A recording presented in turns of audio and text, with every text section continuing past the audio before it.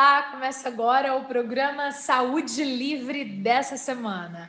E nesse programa em que a gente tem como foco levar para você de casa informações precisas sobre saúde, eu vou ter o prazer de falar com dois grandes especialistas desse nosso Brasilzão. Com o Dr. Nilo Franz, que é médico ginecologista e obstetra, eu vou falar sobre os avanços da reprodução assistida. E no bloco seguinte, com o Dr. Marco Abud, que é médico psiquiatra, eu vou falar sobre o uso de terapia cognitiva comportamental para insônia. Em tempos de pandemia, a gente precisa entender um pouquinho melhor sobre os nossos sonhos. Na verdade, sobre o nosso sono. Se você gostou da ideia do que a gente vai conversar aqui, fica com a gente. Mas além disso, segue nas mídias sociais as nossas plataformas. No Instagram, você pode seguir a Comunicação Livre, @comunicacão livre. E também a TV Petrópolis, @TV Petrópolis. Mas gostou de mim? Me segue lá no Instagram também, @carlacoelho.jornalista, ok? Eu vou para um breve intervalo e volto rapidinho com o nosso primeiro bate-papo de hoje.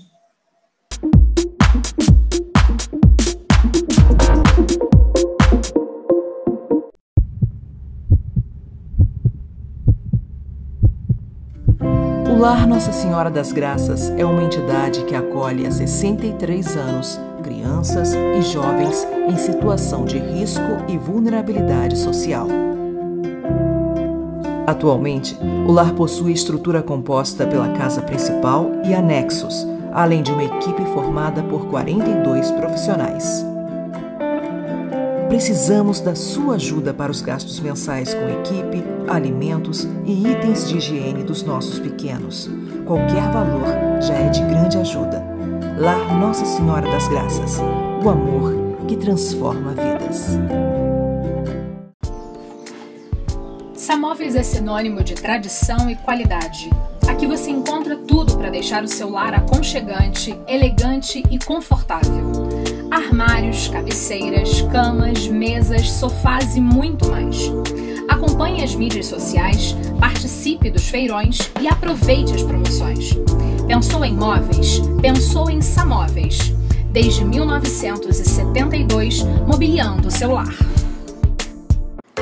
Quer saborear um lanche delicioso de verdade? Vem pro Shopping Sucos. Só aqui você tem mais de 30 anos de experiência em alimentação, matéria-prima de alta qualidade, variedade para todos os gostos e atendimento acolhedor. Escolha um dos trios, aproveite o maior cardápio de sucos naturais da cidade ou deguste o tradicional pão pizza. De segunda a sábado, das 8 às 20 horas, em 3 endereços para você. Shopping Sucos. Nada mais natural que lanchar aqui. Sabe por que faz diferença estudar na educação à distância da Unicesumar? Porque aqui você aprende sem abrir mão dos seus compromissos, como a Ana. Eu estudo nas horas livres e passo mais tempo com a minha filha. Porque você escolhe a graduação dos seus sonhos, tipo a Dani. Hoje eu faço o curso que eu sempre quis e estudo de qualquer lugar. E tudo isso por um preço que cabe no seu bolso. Diz aí, Rodrigo. É, isso aí. Agora eu consigo investir no meu crescimento. Viu só? Estudar na melhor educação à distância do Brasil faz toda a diferença. Matricule-se.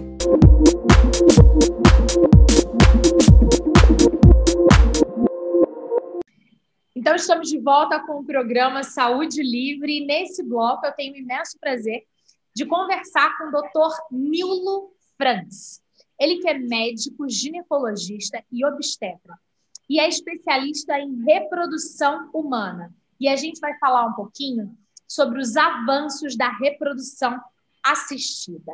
Seja muito bem-vindo, Dr. Nilo. Prazer conversar com o senhor. Vamos começar pelo básico. Afinal de contas, o que é reprodução assistida? Muito bem. Em primeiro lugar, muito obrigado pelo convite. É extremamente prazeroso poder divulgar o que é a reprodução assistida e tudo que ela faz e tudo que ela pode fazer para as nossas mulheres. Perfeito. Então, muito obrigado. É um prazer estar aqui no seu programa. O que é a reprodução assistida? Há 42 anos nasceu Louise Brown, na Inglaterra, que foi o grande marco da reprodução assistida. Até então, a reprodução assistida era algo assim meio que empírico. Se fazia medicina empírica para a reprodução, não se sabia bem, não sabia quase nada. Certo. Depois que o Steptoe e o Edwards, que foi prêmio Nobel de Medicina, por causa desse feito, conseguiram um bebê nascido, que é Louise Brown, que tem 42 anos agora em julho. Isso trouxe a medicina reprodutiva para um outro patamar. Então, a reprodução assistida, ela é uma área da saúde em que ela, através de tecnologias, ela passa desde a simples inseminação artificial, o congelamento de óvulos, congelamento de sêmen, estudo de malformações dos embriões, de doenças genéticas dos embriões, o congelamento de embriões, e cada dia, cada período, cada mês, volta e meia, surge a Organização Mundial de Estudos, digamos assim, os cientistas no mundo todo trabalham para que se entenda cada vez mais. E temos ainda um grande espaço a ser conquistado para se chegar ao 100% de gravidez. Mas, então, eu diria que é a ciência que estuda as falhas de implantação e as falhas de nascimento de bebês. Quer dizer, ela trata daqueles casais que não conseguem engravidar. Perfeito. Quais são as principais técnicas de reprodução assistida atualmente? Bom, elas vão as técnicas, elas vão desde o estudo, como eu falei, dos estudo dos embriões, as técnicas que fazem com que a gente possa entender melhor o porquê, as técnicas de exames que fazem com que a gente possa entender por que determinado casal não engravida. Ele pode ser um fator masculino, ele pode ser um fator feminino, pode ser os dois juntos, e aí muitos deles começam a aparecer, porque fundamentalmente começam a aparecer as técnicas que são mais necessárias porque a mulher resolveu engravidar mais tarde. Sabe, a menina... Alteração social. A menina nasce, quando ela nasce, ela recebe uma carga de óvulos da mãe que ela vai levar para a vida fora. E esta carga de óvulos é representada por células dentro dos seus ovários. Então, ela nasce e quando elas terminam em torno dos 41, 42 anos. Quando a pessoa a mulher chega aos 40, 41, 42 anos, ela já tem, os óvulos têm a idade dela. Então, esses óvulos já é uma semente, eu não vou chamar de velha, mas já... Por favor. Mas é uma semente com uma senhora idade.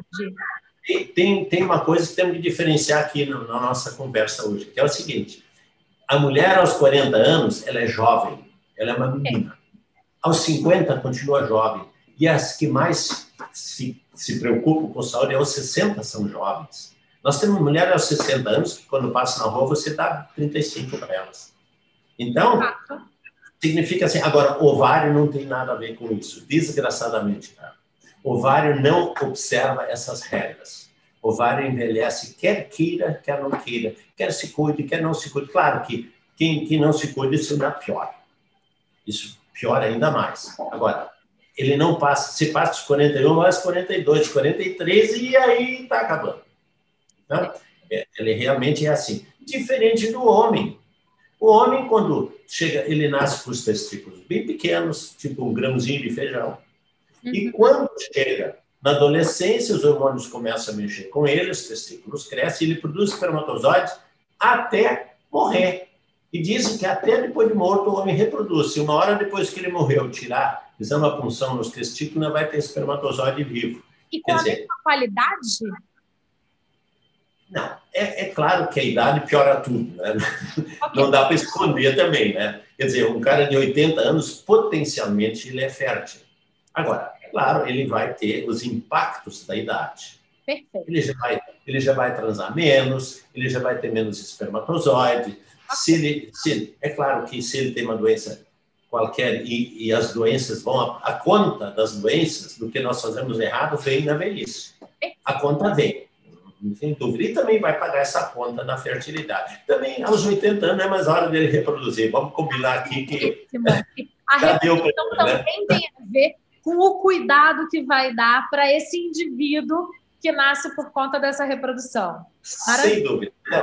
Quais são as técnicas que a gente pode utilizar? Tem assim, tem técnicas muito novas, que são, por exemplo, a inteligência artificial, que nos ajuda em 2 campos muito importantes. Um deles, que nós, inclusive, já temos na São Paulo, que é o chamado a inteligência artificial com time-lapse. O time-lapse é uma incubadora que a gente coloca, fertiliza o óvulo com o espermatozoide e coloca ele nessa incubadora. E ela vai ela faz uma foto cada 5 minutos. E o tempo que nós levamos para terminar a formação do embrião são 5 a 6 dias. Ela fotografa cada 5 minutos. Faz fotos e transforma isso num vídeo. De forma que, quando terminar no 5º dia, ou no 6º, nós perguntamos ao computador, eu quero ver às 17 horas como foi, eu quero saber com 38 horas, eu quero saber com 50. E a gente começa a ver muitas coisas. Isso tem N vantagens. Você, quando coloca esse processo, ele faz com que você não mexa nesse embrião. Ele vai para a incubadora e a gente só vai retirá-lo quando ele estiver pronto. O que acontece? O que acontece com quem não usa essas tecnologias? Tem que pegar o embrião da estufa, levar para o microscópio, ver como é que ele está se desenvolvendo, se está andando, se não está desenvolvendo, se tem defeitos ou não, e devolver para a estufa. O que acontece? Quando você retira o embrião da estufa, ele passa baixa temperatura.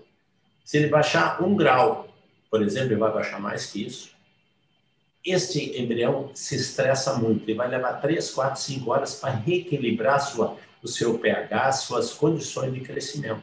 Então, é altamente prejudicial isso. Então, a inteligência artificial faz com que isso não seja mais necessário. E a segunda grande vantagem é que nós vamos saber por quê. Uma coisa que mais se encontra na internet é assim, eu já fiz uma meia dúzia de fertilizações, não estou grávida e ninguém me diz por quê. Por quê? Perfeito. Isso é muito grave, isso depõe contra nós médicos, porque nós temos uma obrigação, que até parece que essas mulheres, essas sofredoras, vamos chamar assim, que parece que elas dizem assim, pô, doutor, estão sempre fazendo o mesmo erro. Será que não dá para descobrir o porquê eu não engravido e corrigir o erro? Essa tem razão. Então, não dá para repetir isso. Faz uma fertilização, não engravidou, tem que saber por quê. E aí, frequentemente, você volta para o time-lapse e você vai ver onde que ocorreu o defeito. Às vezes, o embrião, sabe que o embrião fica dentro de um invólucro chamado zona pelúcida, que é uma casquinha que protege ele para não entrar bactéria, não entrar vírus, etc. Então, só que, às vezes, ele não tem mais energia para sair dessa casquinha. E só percebe isso no time-lapse, que ele começa a fazer, sabe, como alguém estivesse dentro de um conteúdo e não pudesse sair, estivesse preso. O que significa isso? Ele não tem mais energia para sair disso aí. Então, são diagnósticos que você faz, olha, nesse caso é o embrião que não deixa você engravidar. Você vai botar esse embrião na paciente, ela não vai conseguir sair da casca. Obviamente, eu estou aqui falando uma linguagem meio chula. Mas porque o espectador entender que é uma questão importantíssima. Então, a segunda, uma outra coisa que é extremamente importante, e isso foi mostrado agora pela pandemia, é o congelamento de óvulos. A única coisa que pode preservar a fertilidade de uma mulher é ela congelar óvulos. Só que elas estão chegando muito tarde. A grande maioria chega aos 40, 41 anos, quando o óvulo já perdeu o potencial, não vai produzir muitos óvulos mais, vai ficar mais caro o processo, e isso é como um fator de complicação. Então, nós queremos chamar a atenção que o mundo médico deve se preocupar com as mulheres de forma a determinar como é que está o potencial ovariano, como é que está. Eu posso saber, num exame de sangue, se uma mulher se ela tem óvulos e a quantidade que ela tem. E como é que ela vai perdendo. Então, fantástico. Quando a mulher tem 30 anos, ela chega no ginecologista, doutor, será que eu posso engravidar? Ele tem que parar de dizer, a senhora está muito bonita, a senhora é muito saudável, a senhora está bem, a senhora não se preocupe, tem bastante tempo, tem a tecnologia. Isto é fake. Porque ele deveria pedir um exame antimileriano e detectar como é que está a situação de óvulos dessas mulheres. Que tem mulheres que aos 32 anos já não tem mais óvulos. Não se sabe por que exatamente. São as coisas ainda em aberto. Nós não sabemos se isto veio porque a mãe foi sovina e não deu muitos óvulos para a filha, ou se ela usou drogas, se ela bebeu muito álcool, se ela teve uma vida não muito saudável e possa ter desgastado. Possa ter desgastado com agrotóxicos e com alimentos inadequados, com uma dieta inadequada, etc. Nós não sabemos. Perfeito. A pílula parece que não causa nenhum mal nesse sentido, ao que parece. Mas não, acho que não é por aí, não é a pílula que estraga isso, mas alguma coisa acontece, ou de berço, ou então na vida, no meio de vida que ela levou. Perfeito. Então, temos que saber isso, congelar óvulos antes dos 35 anos, de preferência. Não passar dos 36, 37. E o ideal é detectar com um exame tão simples, quando tem 30 anos. E aí, talvez, tem que congelar aos 30, talvez aos 35. Então, a gente pode ver isso. Então, isso eu acho que foi um avanço brutal dentro da medicina da mulher. Acho que ainda, por incrível que pareça, Carla, isso não depende de tecnologia. Depende do médico. Nós, médicos, temos que ajudar isso. E o seu programa é fantástico em trazer isso a público, desvendar isso. É necessário que pensemos antes do chegar lá na frente e assim, não dá mais, seu óvulo não dá mais. Chega tarde, que pena, né? E tem uma outra coisa, se a mulher congela os óvulos, ela chega, digamos, 34 anos, não tem namorado, tem um mestrado para fazer, um doutorado, um pós-doutorado, tudo isso é o nosso dia a dia. Né? E maravilhoso, a mulher conquistou um espaço fantástico. Que não é só mais o reprodutivo. O reprodutivo faz parte da escolha, em algum momento. Exatamente, mas ela tem que também fazer um mestrado. Esse mestrado pode fazer com você, no seu programa. Seu programa, se passar isso aí, você pensou o valor que tem esse programa, se a senhora divulgar isso na comunidade? Isso é incomensurável. Porque as faculdades de medicina, eu lecionei 26 anos na faculdade de medicina, lá não se ensina isso ainda. Quer dizer, ainda estamos muito atrasados. Bom, não vamos falar do ensino brasileiro, vamos começar a chorar. Vamos adiante. Então, o congelamento de óvulos é uma coisa fantástica. E mais, ela pode, aos 34 anos congelou óvulos, daqui a 5 anos ela encontra o seu príncipe encantado. Aí ela resolve testar, quando chegar aos 44 anos, ela quer engravidar. Ok, ela vai estar bem, porque ela tem óvulos. O que desgasta é o óvulo, não é o útero. Em tese, claro que existem exceções, tem endometriose, tumor, mas sim, o que desaparece é o óvulo, não é outra coisa. Então, veja que coisa fantástica. Então, é uma coisa simples, tecnológica, mas exige conhecimento para se fazer isso.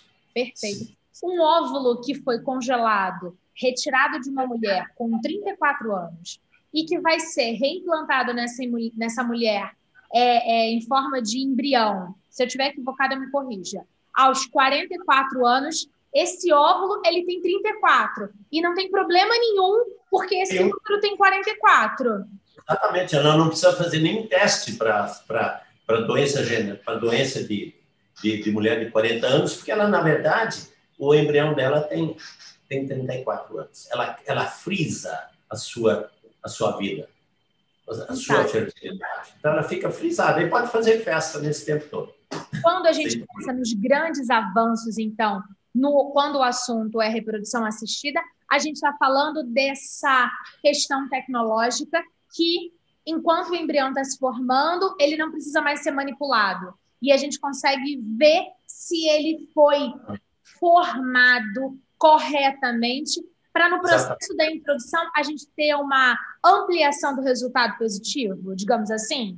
Sem dúvida, melhora o resultado. A gente acha que isso melhora em 10%, que é muito. Em fertilização, é muito mesmo. Se você melhora 1 ou 2% já é bom. 10%, ele vai de 8 a 10% que na nossa experiência, o mundo está mostrando isso, já faz 10 anos que se fala, ou mais tempo que se fala sobre isso, que se testa, mas hoje a inteligência artificial chegou a esse nível, melhora. Só que nós não paramos aí. A inteligência artificial também veio para saber como que o endométrio, o útero, aceita esse embrião. Qual é o melhor momento dele aceitar isso? Também aí começamos a entrar com inteligência artificial para saber que dados precisam ser fornecidos para saber se este é o momento atual. Uma mulher tem um ciclo de 28 dias em média. A data de implantação, em geral, é no lá pelo 18º, 19º, 20º dia. E a gente tem como determinar se aquele endométrio que a gente está fazendo, ele está adequado, se ele vai receber embrião nesse momento. E está se evoluindo muito. E aí vamos evoluir mais ainda. A inteligência artificial, através de algoritmos, vai começar a nos mostrar mais caminhos. Então, o mundo está evoluindo muito nisso. Isso é esse conjunto de melhor embrião e melhor momento de implantação melhorou e muito os resultados de gravidez clínica, de bebê no colo, que nós chamamos de bebê em casa. Certo. A gente está chegando no final do nosso bate-papo. Hoje, porque com certeza, doutor Nilo, vamos gravar outras vezes para falar sobre esse ponto da reprodução. Na verdade, o nosso tempo já estourou, né? Mas eu vou pegar mais um minuto, tem mais uma coisa muito importante. Fale para mim. Tá. A Nature publicou um trabalho sobre a criação de blastocistos através de células-tronco. Dos Estados Unidos e da Austrália chegaram a formar blastocistos, e isso entusiasmou as mulheres de querer usar isso. Então, agora tem célula-tronco, não preciso me preocupar mais com meus ovos, que o doutor Nilo falou já no passado. Não é assim. Esses blastocistos eles são chamados de blastoides. Eles são semelhantes ao blastocisto. Até eu pedi para mandar, meu staff aqui mandar, através da Maitê, mandar por escrito, isso está por escrito, a senhora pode ver. Esses blastoides, eles são muito importantes porque eles, até agora, quando a gente quer progredir com ciência, com o embrião, implantação do embrião, a gente não pode usar o modelo humano, porque isso eticamente não posso fazer pesquisa com isso. Então, é feito em modelo animal. E isso é um passo diferenciado, porque não é igual. O que esse blastoide vai nos trazer? Ele vai nos trazer um entendimento, se as sociedades internacionais permitirem que a gente faça eticamente estudo com os blastoides, que não podem ser usados para ter um bebê, por enquanto, não podem, porque eles são só semelhantes. Mas nós vamos aprender muito de como esses blastoides podem nos mostrar caminhos de desenvolvimento e de implantação que vai lançar a nossa reprodução assistida em outro patamar, muito maior. Vai nos aumentar o índice de entendimento, de compreensão desse futuro que está chegando aí. Então, o grande valor desse trabalho dos blastoides é que eles vão nos mostrar caminhos de estudo que podem ser comparativos e podem ser usados, já que eles não são embriões humanos, que possam ser com segurança transferidos. Acho que não podia deixar de falar sobre isso. Se puder colocar isso, eu acho que é muito importante. Precisamos continuar estudando e que sejam criadas técnicas dentro do processo de bioética, seguindo todos os protocolos que são extremamente importantes, mas que, acima de tudo, tragam benefício, afinal de contas, para todos nós. Doutor Nilo, foi um imenso prazer conversar com o senhor. Vou entrar em contato com a sua assessoria e a gente, com certeza, vai gravar novos momentos para falar sobre reprodução assistida. Obrigada, foi um grande prazer. Eu quero te agradecer muito, dizer que foi um dia muito feliz da minha vida. Você, com o seu programa, o bem que a senhora faz, eu acho inestimável. Porque muito obrigado por me permitir fazer isso, já que na Faculdade de Medicina eu não consegui fazer isso. Então, muito obrigado mais uma vez. Foi um grande prazer com você. Obrigado. Obrigada, um abraço grande. Você aí de casa continua comigo, porque a gente volta no próximo bloco.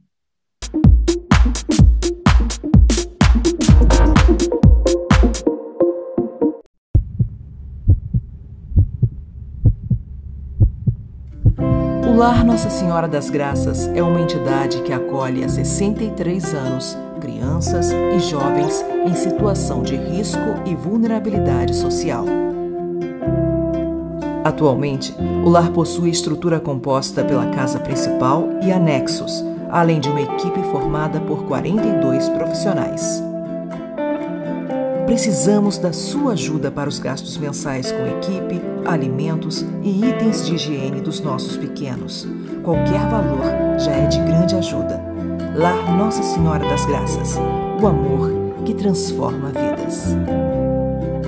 O Espaço Linda Feitosa existe desde 2001 e proporciona às mulheres estilo e serviços como design de sobrancelhas, delineador de olhos e micropigmentação de sobrancelhas e lábios. Pós-graduada em dermomicropigmentação e especialista em design de sobrancelhas com foco no visagismo, Linda Feitosa consagrou a frase: "Os fios definem as sobrancelhas e estas definem uma pessoa". A beleza que você procura, promovida através das nossas mãos.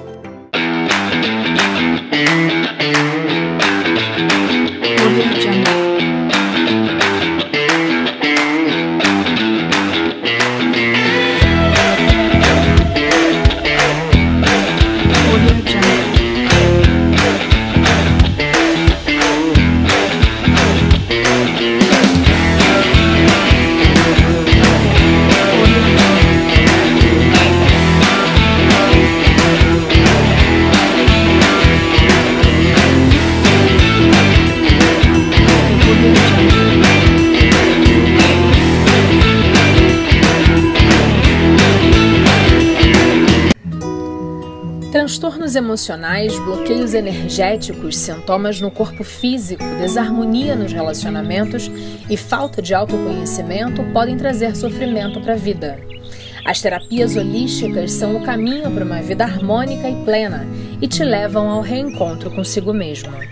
Dulce Rocha Terapias Holísticas. Agende agora mesmo e dê um novo rumo à sua vida.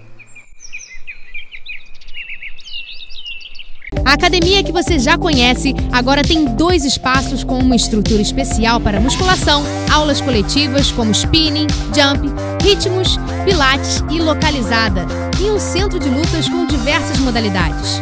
E uma grande novidade, a Corper Teens, onde crianças e jovens são acompanhados por professores da unidade para auxiliar no desenvolvimento junto às atividades físicas. Rua Bernardo Proença, número 156, loja 1. Academia Corper, de domingo a domingo, aqui é o lugar certo para você.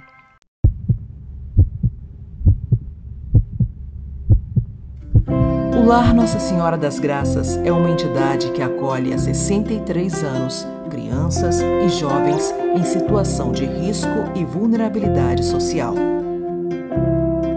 Atualmente, o lar possui estrutura composta pela casa principal e anexos, além de uma equipe formada por 42 profissionais. Precisamos da sua ajuda para os gastos mensais com equipe, alimentos e itens de higiene dos nossos pequenos. Qualquer valor já é de grande ajuda. Lar Nossa Senhora das Graças, o amor que transforma vidas. Quer praticidade e rapidez na hora de preparar as refeições? A Processados Taquaril faz o trabalho árduo e você se alimenta da forma certa. Selecionamos, descascamos, higienizamos, embalamos e entregamos. Deixe de lado o desperdício com cascas e alimentos inapropriados para consumo após a aquisição. Todas as semanas, frutas, verduras e legumes fresquinhos para você montar seu cardápio. Invista na sua qualidade de vida. Venha para Processados Taquaril. Marcele Malaquias Terapia Integrativa é um espaço de atendimento holístico, acolhedor e profissional para você e toda a sua família. estética, massagens, terapias alternativas, produtos fitoterápicos e dia do spa, num único lugar, bem no coração do Centro Histórico de Petrópolis. Atendimento na sede e residencial. Venha cuidar do seu corpo e da sua alma.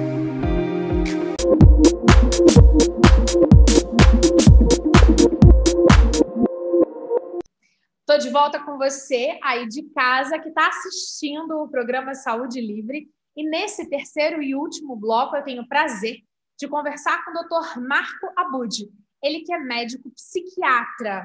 Psiquiatra, sim, aquele que às vezes você, por puro preconceito, já tem medo só pela especialidade. Mas a gente vai falar de uma coisa que tem a ver com todo mundo de verdade. A gente vai falar sobre sono. Seja muito bem-vindo, Dr. Marco, e eu queria começar já lhe apertando.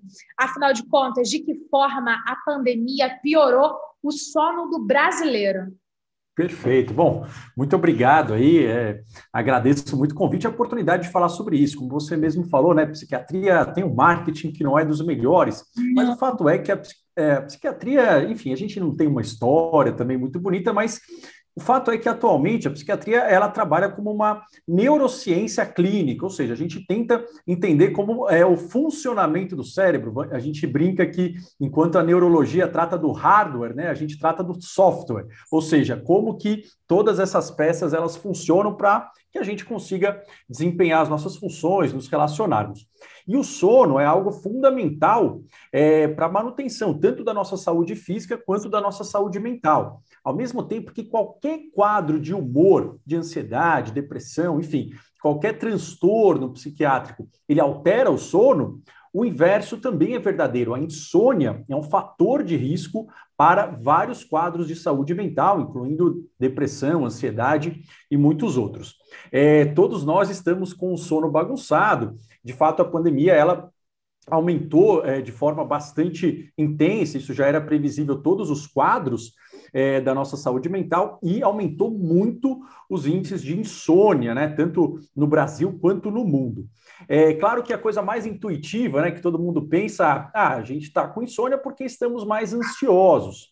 E isso é verdade em parte, né? A gente sabe que quando a gente passa por mudanças, incertezas, indefinições ou ameaças muito incertas, o nosso cérebro ele fica num estado de alerta maior, né? Eu sempre gosto de dizer que assim, a neurociência ela comprova que nós gostamos muito mais de perigos conhecidos do que perigos incertos. Então, a gente saber o que nos espera pode até não ser bom, mas a gente fica menos ansioso do que uma coisa desconhecida. Então, é normal que nós estejamos ansiosos e que isso prejudique o sono, porque a gente fica mais alerta. A gente fica com uma palpitação, a pressão ela tende a subir, nós temos um nível de adrenalina maior, a nossa mente fica mais acelerada, mais atenta.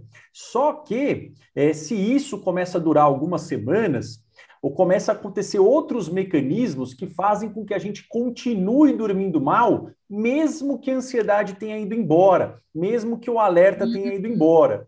Então, o que provavelmente está contribuindo, né, os fatores são a ansiedade inicial, só que aí depois outros fatores que mantêm a insônia estão em ação. Eu sempre gosto de dizer que a insônia ela tem 4 fatores, né, que causam a insônia. Um deles é o alerta, que tem a ver com a ansiedade, a gente ficar mais agitado. Mas não é só isso. Tem o relógio biológico, o nosso cérebro ele marca o horário de dormir e de acordar de acordo com sinais externos, principalmente às 6 horas da noite. Exato, mas principalmente com a luminosidade, com a temperatura. Então, se a gente está tendo menos luz de dia, mais luz à noite, opa, isso bagunça o relógio. O que mais? Tem a fome de sono. Como que é isso? Eu gosto de dizer que para a gente dormir, a gente precisa estar com o corpo cansado e uma mente quieta. E o corpo, ele sinaliza esse nível de cansaço. Será que eu estou precisando dormir? Através de uma substância, né, chamada adenosina. É como se ela fosse acumulando. Quanto mais tempo eu fico acordado, chega num nível, eu durmo. Se a gente não acumula essa adenosina fazendo atividades, principalmente atividades físicas, se a gente dorme na hora errada, tanto essa fome de sono quanto o relógio biológico ficam desregulados. E tem o quarto fator, que também a pandemia está contribuindo, que é o que nós chamamos de insônia condicionada. Como assim? O cérebro ele vai aprendendo com o tempo que, conforme você vai ficando ansioso à noite, não dormindo, ele vai associando que a hora de dormir, a sua cama, o seu quarto, é um local de alerta, de ansiedade, de briga, de guerra. E aí você vai deitar na cama, o olho abre. Então, esses fatores, eles mantêm o sono na pandemia. Por quê? Porque os horários estão mais desregulados, a gente está fazendo menos atividade física, a gente tem menos luminosidade durante o dia, porque muitas vezes a pessoa sai menos à noite, fica mais em casa, no home office, a gente tem mais luz à noite, devido, enfim, né, toda a questão dos aparelhos eletrônicos, a gente acaba tirando soneca durante o dia e a gente acaba fazendo muitas atividades no quarto, na cama, então o nosso cérebro ele fica confuso, ele perde os parâmetros de quando ele tem que descansar e quando ele tem que ficar alerta. Então, resumindo, a ansiedade ela é a faísca, mas aí todos esses fatores fazem com que a pessoa continue dormindo mal, mesmo depois que o ambiente já está mais tranquilo. Perfeito. Na sua fala, queria fazer uma ponderação. Claro. Já que a gente está usando o quarto para mais coisas do que para dormir, então criar alguns protocolos de sono podem ser interessantes. Por exemplo, na minha casa, todo mundo sabe, assim, eu não fico sem óculos para nada. Eu sou aquela usuária dos óculos que esquece e entra no chuveiro para tomar banho. Contudo, todo mundo da minha casa sabe, se eu tiro o óculos, já era. Eu vou dormir, não adianta falar comigo. E parece que o meu cérebro já entende. E ela tirou o óculos. Ok, acabou. Eu, Carla, uso aquela coisinha de tampar o olho. Uma viseira. E eu tenho uma viseirinha, eu tenho coleção, adoro. Gosto de cores diferentes, me sinto entrando no fantástico mundo do eu vou dormir. Então, eu tiro o óculos e coloco aquela coisa e eu eduquei meu cérebro que agora está na hora de dormir. Então, assim, essas pequenas coisas, elas podem fazer efeito, já que o nosso cérebro se acostuma, por exemplo, com o quarto é o lugar de ver televisão. A cama não é só mais um lugar de dormir, mas é também um lugar de comer vendo TV ou outras coisas. Trabalhar, ver celular, né? Tudo, né? Home office na cama. Certeza. É interessante Com certeza. esses pequenos... Não, perfeito. A ideia... Exatamente. O nosso cérebro, né? Ele vai aprendendo por repetição, né? E por associação. Quanto mais eu faço uma coisa junto com a outra, ele vai entendendo que tudo isso acontece do mesmo jeito. Como você falou, vou tirando o óculos, opa, se isso está sempre ligado ao sono, eu já vou começar a desligar. Então, sim, né? Aliás, o principal tratamento para insônia, né? Eu sempre gosto de dizer, e isso é verdade pela literatura médica, que a insônia a gente não trata com remédio, né? O remédio ele é como se fosse um adjuvante, ele é uma coisa a mais no início, um SOS, né? Um extintor de incêndio. Mas a ideia é isso, a gente começar a regular através de um novo treinamento, né? Um retreinamento para que a gente comece a entender automaticamente que a hora de deitar na cama, que chegando esse momento é a hora de desligar. Uma das coisas é exatamente isso que você falou. Não é a única, mas é uma coisa muito bacana, a gente ter hábitos, né? Como se fosse um mini ritual, né, noturno. Eu falo, né, enfim, algumas lives e em algumas maratonas do sono que eu faço, que essa última hora antes de dormir, a ideia é que a gente crie como se fosse a nossa hora do desligamento, porque o nosso cérebro ele não é um interruptor de tomada, né, on-off, ele é como se fosse aquele dimmer, né, então ele tem que ir mais devagarinho, a gente tem que ir baixando ele devagar. Então, nessa última hora, é a hora da gente começar a sinalizar que está na hora de diminuir o hiperalerta, diminuir esse estado de alerta mental. Então, o que eu posso já dar de dicas, né, que faz parte dessa última hora? Então, na última hora, não é o momento, e eu sei que isso é muito mais fácil falar do que fazer, mas é um hábito para a gente começar a cultivar, que não é o momento da gente ter nada muito intenso fisicamente e nada muito mentalmente estressante.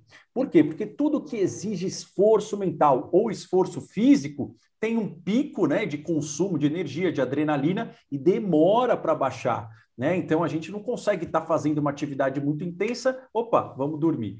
Então, a ideia é que nessa hora, eu gosto de orientar para dividir em 3 partes, né? Nos primeiros 20 minutos dessa hora, você faz as atividades da casa que não precisa de muito esforço, hábitos. Então, olha, vou aqui arrumar a cama, vou guardar uma louça que tem aqui, vou guardar as coisas, vou passear, né, com o cachorro, vou colocar a comida aqui do gato. Você faz aquelas tarefas da casa. Nos outros 20 minutos, né, você vai fazer a sua higiene pessoal, tomar banho, vai colocar pijama, enfim. E nos últimos 20 minutos é a hora de você fazer alguma estratégia de relaxamento. Você pode fazer a sua. Pode ser que seja uma meditação, pode ser que seja um alongamento, pode ser que não, pode ser que seja uma música que você gosta. E tudo isso, o que é interessante? Nessa última hora, luzes já mais baixas, porque, né, acho que isso uma série de pessoas sabe, a luz incidindo no nosso olho, ela suprime a liberação de melatonina, né? Muita gente fala da melatonina, e a ideia é que a melatonina ela precisa de escuridão para que ela seja liberada. Então, nessa hora, menos luminosidade, e no quarto, na hora de deitar, quanto mais escuro, melhor. O que não é bom fazer nessa última hora que deixa a gente mais ligado? Discussões, fazer problemas mentais complexos, por exemplo, responder e-mails, responder mensagens, ter, enfim, né, algum tipo de relatório, planilha, qualquer coisa que exija, né, a sua mente, não é o momento. Por quê? Porque isso vai fazer com que, primeiro, você não vai estar muito bem para raciocinar quando você já está próximo da hora de dormir, mas isso vai fazer com que você demore para desligar depois e isso fique como se fosse um eco. Então, fazer essa hora do desligamento, isso é uma coisa que eu acabo falando para uma série de pacientes e alunos meus, e isso é um dos elementos, né, para a gente começar a diminuir esse estado de alerta e também o relógio biológico. Última dica, né, que eu lembrei agora, o relógio biológico ele é regulado pela luz, então, quanto mais escuro à noite, mais luz do sol durante o dia, melhor. E ele também é regulado pela temperatura. O ser humano ele evoluiu para que, quando a temperatura estivesse baixando, a gente dormia ao relento, né, há milhares de anos atrás, isso desse sono. Então, ter uma temperatura menor, entre 18 e 23 graus, isso ajuda a dar sono. Então, tomar um banho quente logo antes de dormir é bom? Não é. É legal tomar um banho quente antes dessa última hora, para dar tempo do corpo esfriar. Ou então, você toma um banho quente, só que você já deixa o seu quarto ali com ar-condicionado numa temperatura menor, porque aí você sai e esse contraste, essa queda abrupta de temperatura, ela dá sono. Então, a ideia é que o banho, ele tem que ser um pouco antes para dar esse tempo, ou então imediatamente você já entra no quarto e essa queda, ela vai ajudar você a adormecer. Olha, eu acho que inconscientemente eu seguia protocolos bem legais. Eu não tomo banho, quer dizer, eu tomo banho muito quente, o que dermatologicamente está errado, mas eu adoro e segue a vida, mas eu nunca tomo só 1 hora antes de dormir. Normalmente eu tomo meu banho quando eu termino meu dia de trabalho, agora estou em home office, e aí... Pelo menos 1 hora antes de dormir. Isso aí, com certeza antes disso. Tem uma outra coisa que eu aprendi muito tempo atrás, que era o estado, e na época eu li uma matéria falando sobre o estado de hibernação, que é essa coisa, quando você começa a sentir frio, é uma boa hora para dormir. Exatamente. Um hábito horrível que ninguém aqui de casa gosta.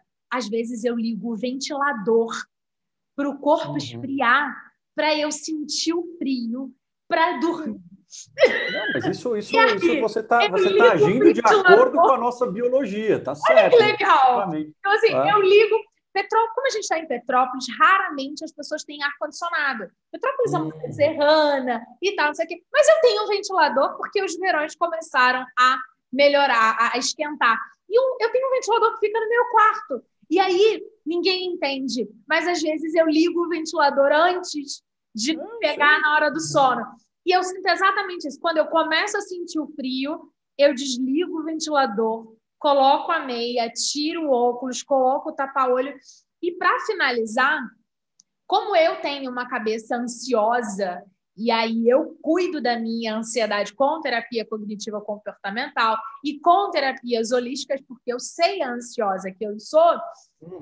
Quando eu fecho o olho e acho que está na hora de dormir, a minha cabeça começa enlouquecidamente sozinha, e às vezes eu não consigo controlar, a pensar o que eu tenho que fazer amanhã, qual é a minha agenda, quantas são as gravações, as contas que tem para pagar. E aí, uma pessoa me indicou uma coisa muito ridícula que eu tentei e funciona muito bem para mim.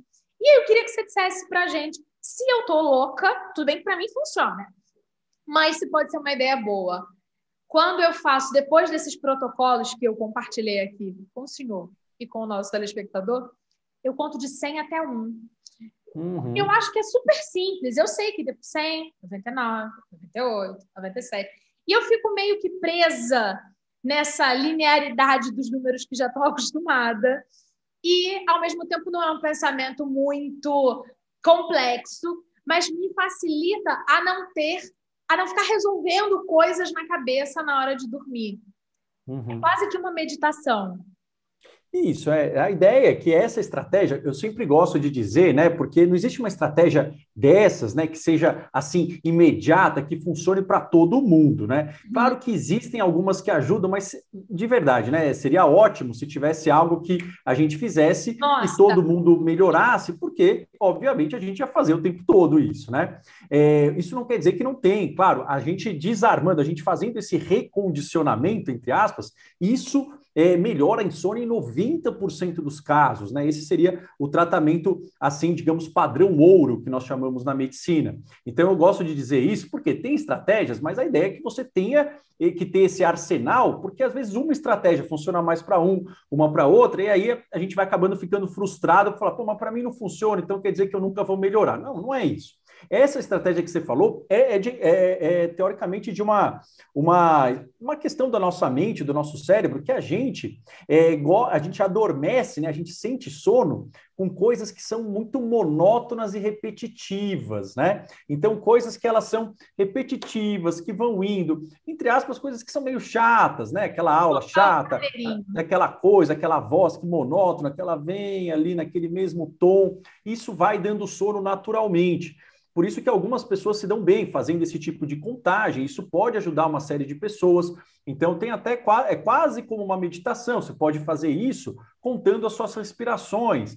Tem uma técnica que eu gosto, né, que é uma respiração diafragmática, você coloca a mão em cima do umbigo, e aí você vai subindo e descendo a mão, aí você conta 1 toda vez que a mão sobe, aí desce, aí 2, ou você vai de trás para frente, você vai 100... 99, 98, isso pode ajudar. Agora, o que eu queria falar, né, sobre isso que você falou, muito, muito bacana o seu comentário. Você falou que você faz um tipo de terapia, você falou terapia cognitivo-comportamental. Esse tipo de terapia é um nome difícil, né? Mas o que quer dizer isso? Na verdade, é um conjunto de terapias que cognitivo quer dizer pensamento e comportamento são ações que visam a gente identificar padrões de ações e pensamentos que nós temos e nós treinarmos essa modificação. Existe isso para ansiedade, existe isso para depressão, existe isso para compulsão alimentar, existe isso para insônia. Elas não são exatamente iguais. O que tem em comum é um treino de novos padrões de pensamentos e ações.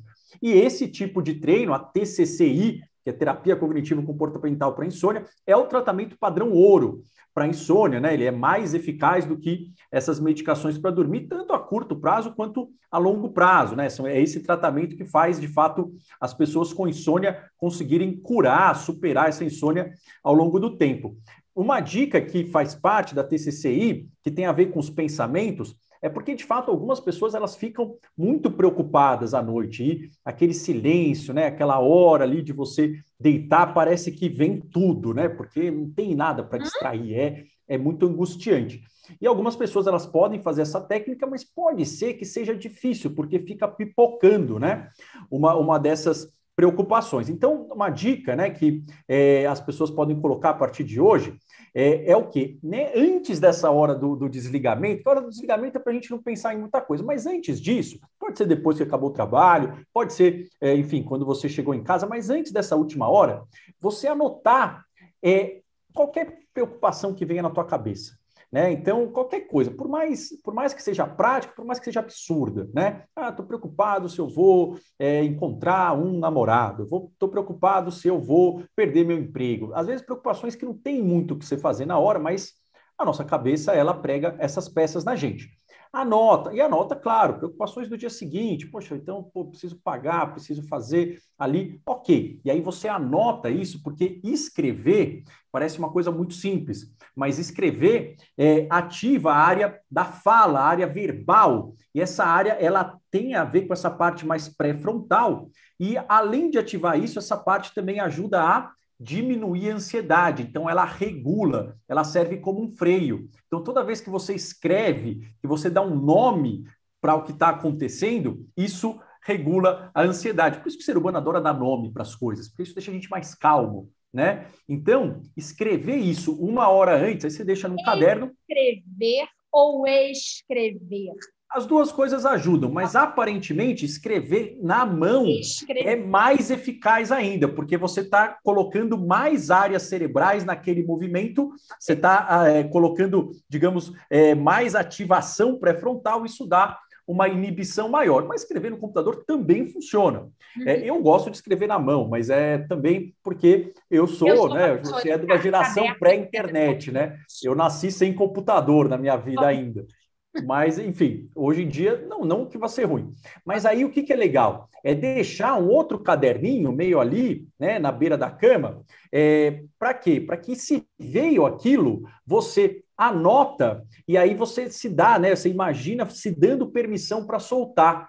Porque a gente tem a ilusão de que se eu não ficar pensando nisso, eu não vou lembrar do que vai fazer. Só que aí a gente está cansado, a gente também não anota, mas fala, mas então, e se vier, né? Aí, se você anotar lá, fala, não, preciso pagar essa conta aqui, preciso agendar isso daqui. Aí você anota ali, fala, não, agora eu vou me dar permissão que eu já soltei. E aí você pode continuar nessa contagem, né? Então, você pode fazer, veio a preocupação, você anota, opa, tá lá. Aí você volta, fala, vou me dar permissão. E aí você volta para a contagem. É uma outra dica que é dessa parte cognitiva, né? Para a gente lidar com esses pensamentos. Maravilha. Doutor Marco, nosso tempo já estourou horrores. Perfeito. Uma delícia conversar com você. Acho de verdade, tenho certeza, que eu vou entrar em contato com a sua comunicação para que você volte, para a gente continuar falando sobre a questão do sono.